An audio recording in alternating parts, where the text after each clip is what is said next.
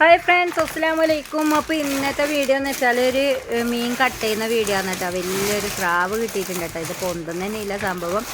അപ്പോൾ അത് കട്ട് ചെയ്യുന്നത് എങ്ങനെയാണെന്ന് ഞാൻ കാണിച്ചു തരാം. അതിന് വേണ്ടിയിട്ടുള്ളൊരു വീഡിയോ ആണിത്. അപ്പോൾ ഇതാണ് കേട്ടോ മീൻ. നോക്കിയാട്ടെ, വലിയൊരു എങ്ങനെ ആയാലും ഒരു 4-5 കിലോന് തൂക്കം വരുന്നതാണ് കേട്ടോ.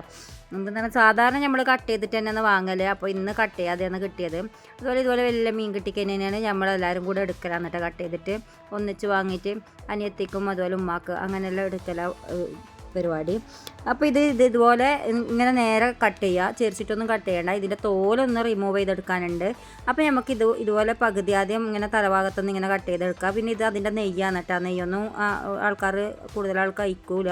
അപ്പോൾ ഞാൻ ഈ നെയ്യൊന്നും എടുക്കുന്നില്ല കേട്ടോ. ചില ആൾ നെയ്യെല്ലാം എടുക്കുക, പക്ഷേ ഞാൻ എടുക്കുന്നില്ല.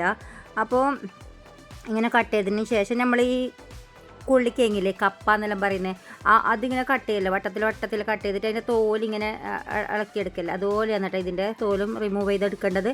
അപ്പോൾ അത് വളരെ എളുപ്പത്തിൽ കട്ട് ചെയ്യുന്ന രീതിയാണ് ഞാൻ നിങ്ങൾക്ക് കാണിച്ചു തരുന്നത്. ഇനി ആരും വലിയ മീൻ കൊണ്ടുവന്നിട്ട് ഇതെങ്ങനെ കട്ട് ചെയ്യുമെന്ന് വിചാരിച്ചിട്ട് ചിന്തിച്ചിട്ട് വേവലാതിപ്പെടണ്ട കേട്ടോ. അപ്പോൾ ഈ തലയമ്മക്ക് ആദ്യം ഒന്ന് അങ്ങോട്ടേക്ക് മാറ്റി വെക്കാം. എന്നിട്ട് ഇതുപോലെ ഇതിൻ്റെ ഇറകുണ്ടല്ലോ, ഈ ചിറകൊന്ന് കട്ട് ചെയ്തിട്ട് മാറ്റി കൊടുക്കാം. ചിറക് മാറ്റിയതിന് ശേഷം നമുക്ക് ഓരോ പീസായിട്ട് കട്ട് ചെയ്ത് വെക്കാം. ഇതുപോലെ വട്ടത്തിൽ തന്നെ ഒരു പീസ് എടുത്തിട്ട് കട്ട് ചെയ്ത് വെക്കാം.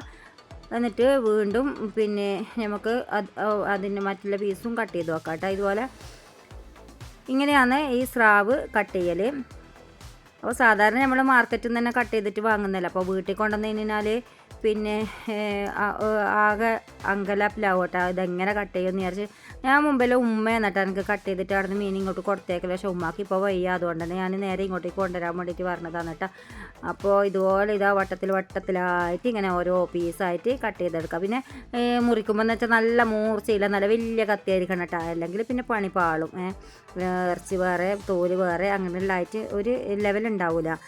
അപ്പോൾ ഇതാ ഞാൻ മുഴുവൻ പീസും ഇതുപോലെ കട്ട് ചെയ്ത് എടുത്തിട്ടുണ്ട്. ഇനി നമുക്ക് ഇതെങ്ങനെ തോല് റിമൂവ് ചെയ്യലെന്ന് ഞാൻ കാണിച്ചു തരാം. ഇനി ഇതിൽ നിന്ന് ഒരു പീസ് എടുത്തിട്ട് ഇതിൻ്റെ ഈ സൈഡ് ഭാഗം ഉണ്ടല്ലോ, അതൊന്ന് ചെറുങ്ങനെ ഒന്ന് കട്ട് ചെയ്ത് കൊടുക്കുക.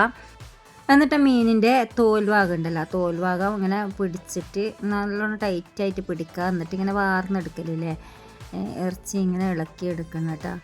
ഇതേ രീതിയിലാണ് കേട്ടോ ഇതിങ്ങനെ ഇതിൻ്റെ തോല് ഇളക്കിയെടുക്കേണ്ടത്. നിങ്ങൾക്ക് എൻ്റെ വീഡിയോ ഇഷ്ടമാവുകയാണെങ്കിൽ ലൈക്ക് ചെയ്യാനും ഷെയർ ചെയ്യാനും കമൻറ്റ് ചെയ്യാനും മറക്കരുത് കേട്ടോ. സബ്സ്ക്രൈബ് ചെയ്യാതെ കൂട്ടുകാർ കാണുന്നവരുണ്ടെങ്കിൽ ഒന്ന് സബ്സ്ക്രൈബ് ചെയ്തും കൂടെ സപ്പോർട്ട് ചെയ്യണേ. അങ്ങനെ ഞാനിതാ ഒരു കഷ്ണം ഇവിടെ തോല് കടഞ്ഞ് വെച്ചിട്ടുണ്ട്.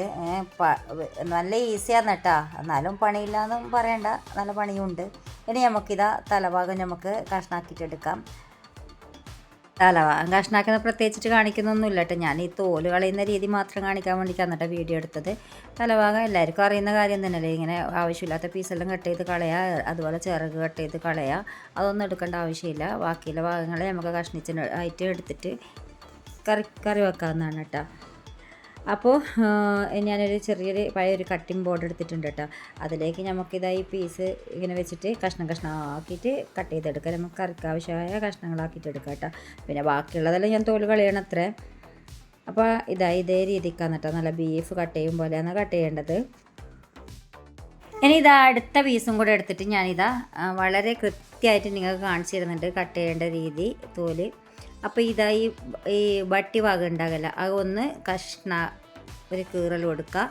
എന്നിട്ട് ഇതുപോലെ ഇങ്ങനെ ടൈറ്റായി പിടിച്ചിട്ട് ഇതുപോലെ ഇങ്ങനെ കത്തിങ്ങനെ വരിഞ്ഞു കൊണ്ടുപോയി കഴിഞ്ഞാൽ നമുക്ക് നല്ല ക്ലിയർ ആയിട്ട് തന്നെ ഇതിൻ്റെ തോല് റിമൂവ് ചെയ്തെടുക്കാൻ കഴിയും കേട്ടോ.